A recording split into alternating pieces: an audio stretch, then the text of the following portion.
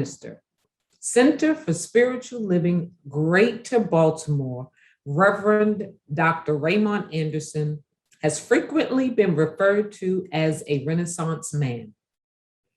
One look at his resume and the reason becomes clear. His mission is to live, move, and be an active, which is an acronym, authentic, compassionate, transparent, inspired, vibrant, and empowered member of society who serves to educate, elucidate, emancipate, awaken, and empower people and communities. I give you Reverend Dr. Ray. That's good, sis. Thank you very much, Tracy. Good morning, everybody. So let's jump on in. How many of us have ever had a struggling time in life, that moment when, you know, the road is rocky, when there's stuff going on, stuff hit the fan, just want to stay in bed?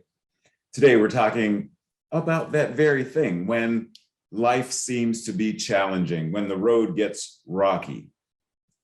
When we push past our comfort zone, we are very often faced with challenges to our old ways of being.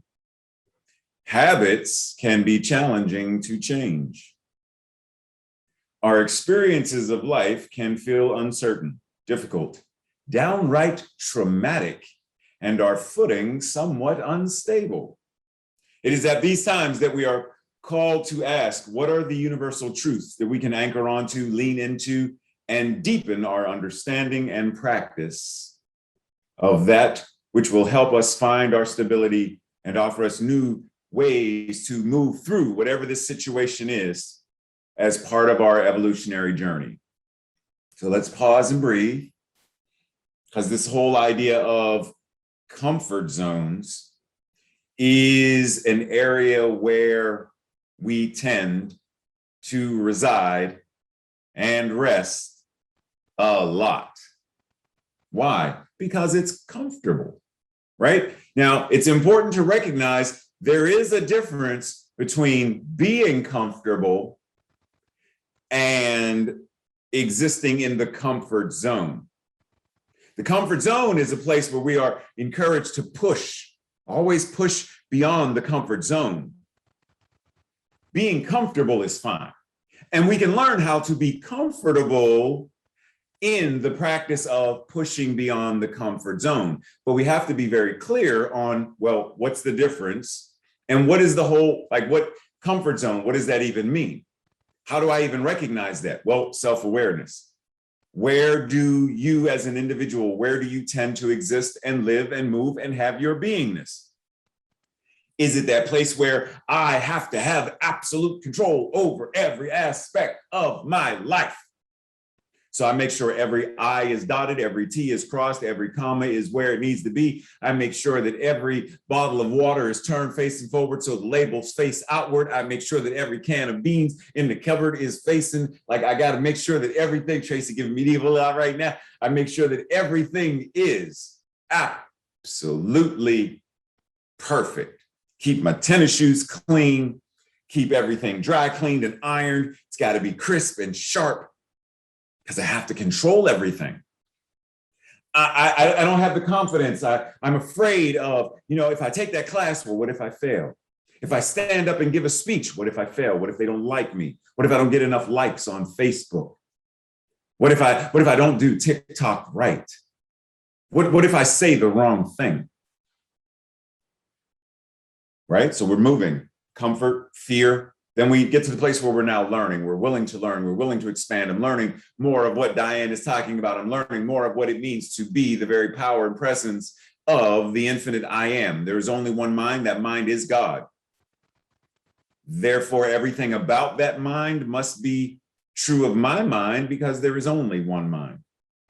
So if the infinite is wisdom, the essence of the absoluteness of wisdom, then I must have the personification of that wisdom. So learning zone, I am acquiring new skills. I am extending and expanding beyond the confines of what I thought I was to become something greater in my understanding. Then there's growth. I find my purpose. I live my purpose. I have a vision, etc. I have goals moving me forward in a life-affirming manner. Where do you tend to live, move, and have your being? Because if it is in the comfort zone predominantly, then the invitation is to push beyond that. Because if we don't, then we stay stuck. Eckhart Tolle said, at the level of being, notice it capital B, at the level of being, one recognizes that all suffering is illusory. Breathe. Suffering is due solely to identification with form. Pause and breathe. Yes. And now at the level of the infinite, yes, suffering does not exist. However, when we become at the level of the relative, at the level of this personification, suffering does exist. Humans do suffer. And it's not strictly because we identify with form per se, because that's why we're here. We're here in form to experience form. You get that? Because oftentimes we are, well, you know, what did he say? Like the absolute being, then one recognizes that it's an illusion. Yeah, at the absolute, it's an illusion. Pause. You do realize that what we are made up of is atoms, molecules, electrons, protons, and neutrons. But when you look at me, and I look at you, and I look at Tracy, I don't see electrons, protons, and neutrons. I see a face. I see a body. I see a ceiling. But that's an illusion, because that's not really what that is. So it's a matter of energy that become, okay, so at the level of being, yes, it is an illusion, because that's not at that level. However, suffering is due solely to the identification with form. My remix. At the level of being fully human and fully divine, one recognizes all suffering is to be recognized, to be acknowledged, and to be addressed. In other words, healed appropriately. Suffering is caused due to an error in understanding and practice of the creative principle. See, if we bypass it and push it away like, it's all an illusion. It is what it is. Don't identify with your form. Okay, it's easy to say don't identify with your form, but while your wisdom tooth is pushing up through and there's great pain, but it's an illusion. At the level of being, don't identify. Really? Really? Is that what we do now? No. So we understand, what am I being invited to recognize in this process so that it can be shifted and transformed ultimately so that I can bring truth to it and heal it? So the question isn't about really the rocky road, the trials in life. It's about our perception of and how we approach it and address it. Glennon Doyle said, feel all your feelings is hard. Feeling all your feelings is hard, but that's what they're for. Feelings are for feeling, all of them, even the difficult, challenging, painful ones. Feel them all. It's not about the road. It's not about the rocks. It's not about the boulders. Stephen Covey says, to change ourselves effectively, we first have to change what? Our perceptions. See, it's easy to look and say, oh, they're rocks. Oh, but it's a road. Nonetheless, the rocky road is moving someone to a particular location. And there are people who purposefully hike on rocky, uneven, uncomfortable roads. So perception is key. Nietzsche said, all things are subject to interpretation. Whichever interpretation prevails at a given time is a function of power and not truth. But what are we doing in this teaching? We are elevating. So truth, lowercase t, we are recognizing the ultimate truth. That which God is, I am. I am, as the letter said, I am infinite possibilities. Personifying. That is a capital T truth. Now, how do I let that be what prevails and shifts and changes the terrain of my life?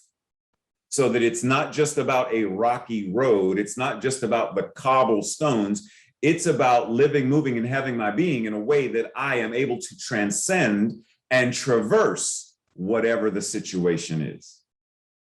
Robin Sharma says, everything is created twice, first in the mind and then in reality. Now we understand that there is only one life, there is only one mind. And we could argue that, well, technically, everything is only created once. Once it is in the mind of God, once it is absolutely in the mind and is, then it already exists. Capital R reality, lowercase r reality, there's only one ultimate reality. What are we doing? We pray. We know it in the mind. We know it in our spirit. We know it in our soul. We know it. And now we live, move, and have our beingness in a way that we now experience it. Everything is created twice. What is it that we are creating when we are moving through our lives and identifying situations as challenging, hard, suffering, etc.? Are we doing that because it's comfortable to label them and identify them that way? Or are we doing it in a manner that is giving us the ability to transcend it, to heal it? Steve Maraboli said, your agreement with reality defines your life. Your agreement with reality defines your life. What are you agreeing about your life? Are you agreeing that life should be easy? Are you agreeing that your life is difficult? Are you agreeing that poverty is a thing? Are you agreeing that evil is something that exists as a power in and of itself? What are you agreeing about your life? See, it's easy to want simply a few steps to get from point A to point B. You know, that's why we love books that say the 3 steps to successful living, the 7 keys to financial wealth and prosperity. We love those. But if somebody came out and said the 4,621 steps for greater health and well-being, that book would never leave the shelf. You're like, I ain't reading it. He said 4,000 something. This one says 3. 3 is easier than 4,000. But what if the 3 is a gimmick and the 4,000 are actually going to get you from point A to point B? Are you willing to traverse more steps? Are you willing to pray more often during the day? Are you willing to meditate for 1 minute longer than? See, it really doesn't matter how many steps. That's a perception. If we know that the amount of steps is going to get us where we want to go, are we willing to push past the comfort zone? See, those middle steps, my legs won't get tired. The other steps, still probably won't get tired. That third set of steps that go to, I have no idea where them things go. I don't even know why somebody would put steps somewhere like that. You couldn't have built it at the bottom of the steps. What's up there? What's up there? What's up there? But if you know beyond a shadow of a doubt that those steps, that amount of meditation, that amount of prayer, that amount of practicing the practice will achieve what you desire, would you be willing to step out of your comfort zone and traverse all 10,000 of those steps? Comfort zone says no. Ego says no. I'm very cool with where I am. I don't want to change. It's easier to stay where I am. I hear you. I hear you. Trust and believe. I understand. But there is also the idea of how do we determine the idea of what do I desire? The idea of am I willing to do the work to be in alignment with what I say I want, with what I'm experiencing, with the infinite possibilities of what I know are possible. See, the idea, the rocky road isn't the issue, right? Because rocky road means a variety of things. Rocky Road is an ice cream as well, and it's pretty good too. Rocky Road is a popcorn. Tracy's shaking her head like, no, just no. Simply saying a rocky road, simply saying a difficult situation, simply saying a challenge doesn't make it a set standard for everyone throughout time. Tracy asked me to do 10 push-ups and I'm like, I can't. Tracy asked somebody else to do 100 and they're like, cool. And they push them out. For me, 10 is challenging. For them, 100 might be challenging. Whatever is going on in our lives, it's relative to the manner in which we address it, right? Tracy and I just watched a documentary called Heal. And in the documentary, there was a woman who was experiencing stage 4 cancer in various places in her body. And so she goes to a variety of healing modalities and experts, and one woman is helping her initially to get comfortable with the idea of death, because the fear of death is actually holding her back. And so she goes through and she walks through this thing and she has a chemotherapy pack on her thing and it's going through her chest port. And she says, you know, I'm going to change my perception. I'm going to recognize this as medicine, not poison, medicine, and that this chemo pack is actually here to assist me. It is chemo sabe, right? It is there to assist me. It is a friend. And when she shifts her perception, things in her body, the environment shifts and changes. So the question isn't so much what is going on in our lives, but how do we approach it? How are we the very thing that's holding us down? How are we the one who's tug of warring with our own selves? How are we the one who is allowing shadow, the ego, to hold us back when we're the pause? And how many of us know the story of the elephant as a baby tied with chain to the post? And the elephant is like, I can't pull, I can't pull, I can't pull. And then as it grows, they just swap it out and they're like, we're going to use the chain for something else. We use a rope now. And the rope, the elephant said, it's conditioned. It's like, look, I've tried to pull this thing for the last 4 years and I ain't got nowhere. I ain't pulling it no more. But it's a rope. Like you could easily snap it. Quit talking all that craziness to me. I can't move. I'm trapped. I'm stuck. How many of us do that very thing in our lives? We allow some condition, some external thing in our interpretation of it to block us. And then we start activating a variety of habits to reinforce it. Holmes says in the Science of Mind textbook, if we are wise, we will cultivate faith in these realities. This is not a difficult task, but an exciting experience. Whatever is going on is not difficult. Meditating for 5 minutes is not difficult. Meditating for an hour is not difficult. Meditating for 5 hours is not difficult. Now, I know I can see some of y'all already. Y'all like, 5 hours, it's 5 hours. But that's a perception that it's difficult. I can't sit still for it. Are you sure? If someone said, I will give you $10 million, $100 million, I will guarantee you health and well-being at the end of the 10-hour meditation. Would you not work to build up the stamina to be able to do it? Would you not enforce the kind of habits that would then nurture and support that? Or would you just say, yeah, it's impossible. I can't do it. It's not possible for me. So those infinite possibilities that Deletta spoke about, yeah, that's just a song. I exist in the realm of limited possibilities. So let's pause and think about, well, what habits do you have in your life and what are they doing? Oh, my bad, wrong habits. Breathe, just breathe. Tracy giving me the look. So as I was saying, what habits do you have in your life? What are those habits doing in your life, in your existence? Michael Phelps, swimmer, that smoked weed, that dude, said, I'm kind of a creature of habit. Once I get used to doing things, it's like second nature. Creatures of habit. We refer to ourselves as creatures of habit, but how many of us have stopped to think about what's the etymology of creature? Creature, anything that is created.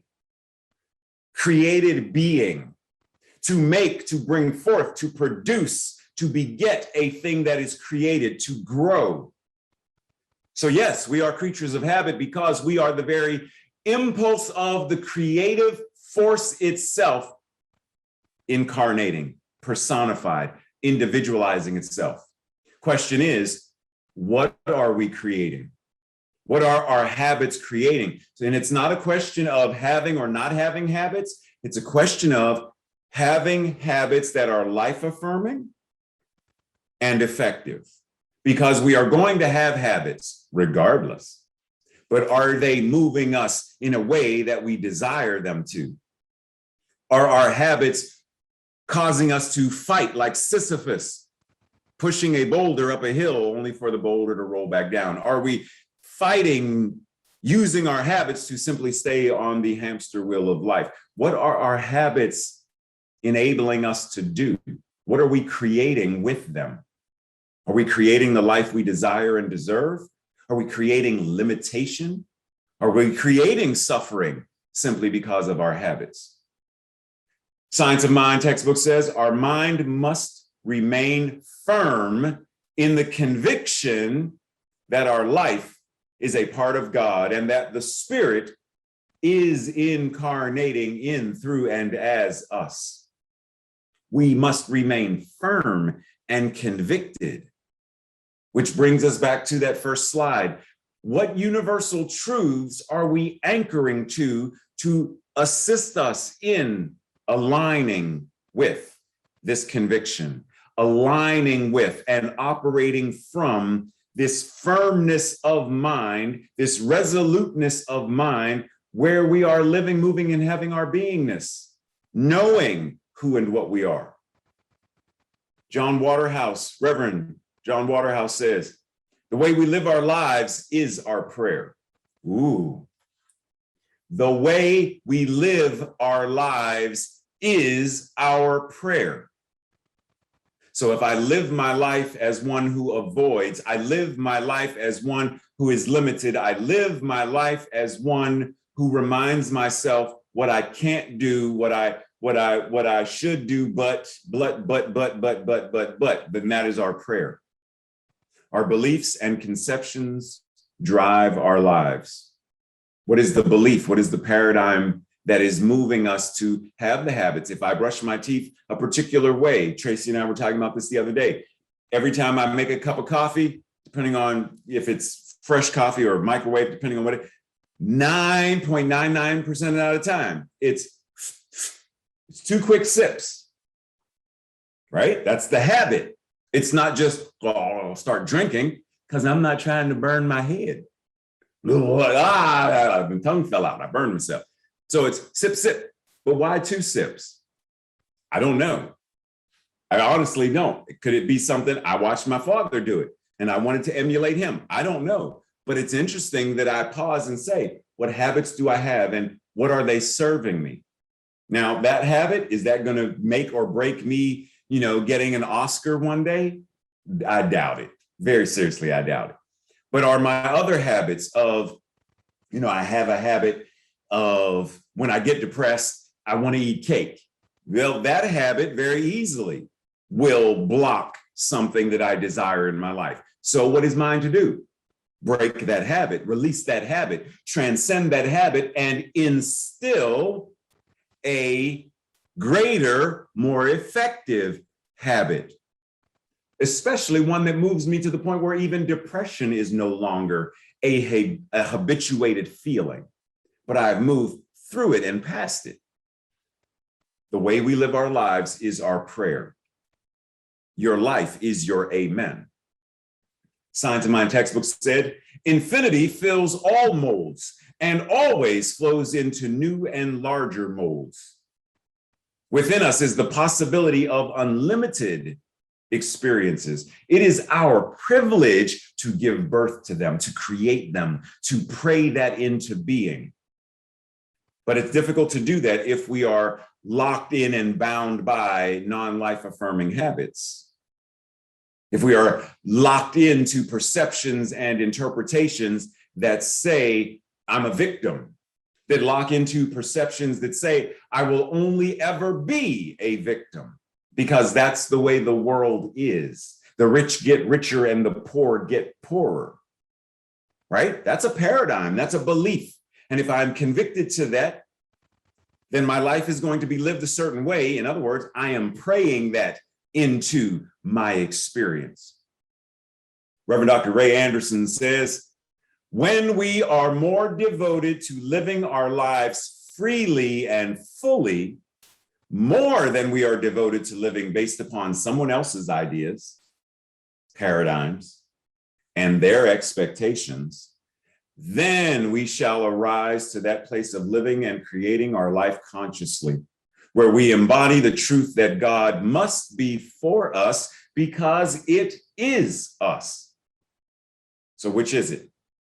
Are we going to be more convicted of the truth of what we know spirit to be in, through, and as us? Or are we going to live more so and more convicted and more devoted to living based upon the conditions of, the paradigms of lack, limitations, scarcity, etc.? It's a choice. Breathe. This week's spiritual practices, should you choose to engage them, journal, make a list of your habits and identify if those habits are effective or ineffective in relation to your goals and things that you desire in your life. So you don't have to, list every habit. As soon as I come in the house, I swish, swish, swish my feet 4 times on the doormat. 1, 2, 3, 4. Okay, it's a habit. Taking my shoes off before I come into the house. It's a habit. What does that have to do with my goals or my life desires? It may have nothing to do with them, but that's for me to determine. It's a habit. Is it effective in moving me toward my goals? Or is it simply something I do because I don't want to track dirt in the house because Tracy might get mad? Tracy would get mad. She would.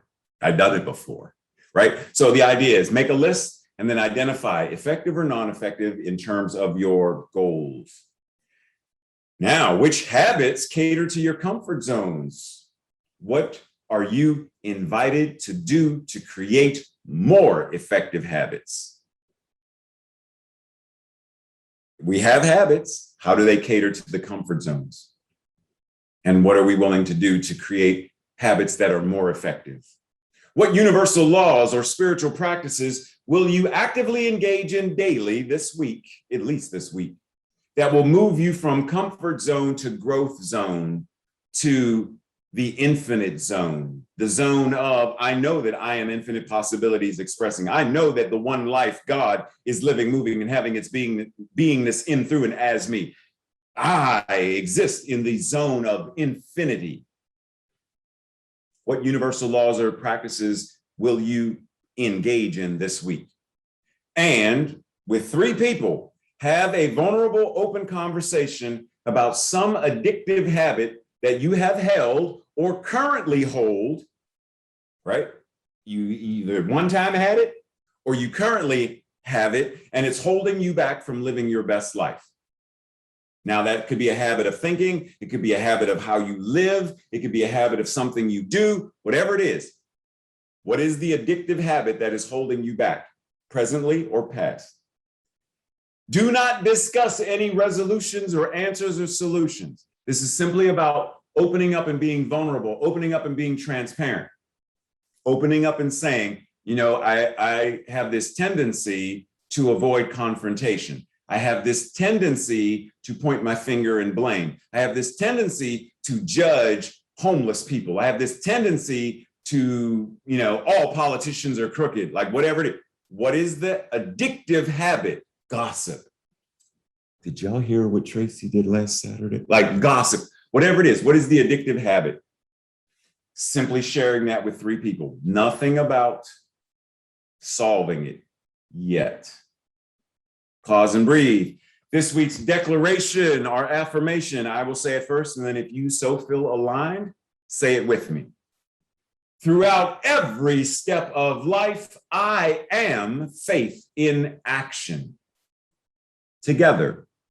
Throughout every step of life, I am faith in action. Breathe. I am faith in action. Breathe. And that faith in action shows up in every aspect of my life, every step of my life. Breathe. So simply anchoring, knowing that service is now coming to an end. This thing called CSL Greater Baltimore service is coming to an end. But that which we are as the infinite universe serving itself, being of service to itself, goes on long after this concludes, long after the Zoom room closes. How long? Forever. Because that which spirit is without end. And so we ground and anchor knowing, our habits are effective and life affirming. We are grounded in spiritual truth. We are grounded in the universal truths and spiritual practices that demonstrate this, and that we are moving and navigating life in ways that are empowering and authentic and compassionate, forgiving and joyful. And we are grateful for this entire thing. We are grateful for the pre-service meditation and music from Diane and Deletta. We are grateful for every aspect of the interpreters, grateful for computer technology, grateful for ourselves being willing to wake up this morning and log in and join in service, grateful. So we allow this energy of infinite gratitude and love and wonder to propel us forward into greater and greater and greater expressions of the one. This is so, the law receives, and that which we know to be true is declared, and therefore we are able to say with conviction and firmness of mind, and so it is. Amen. Much love and blessings.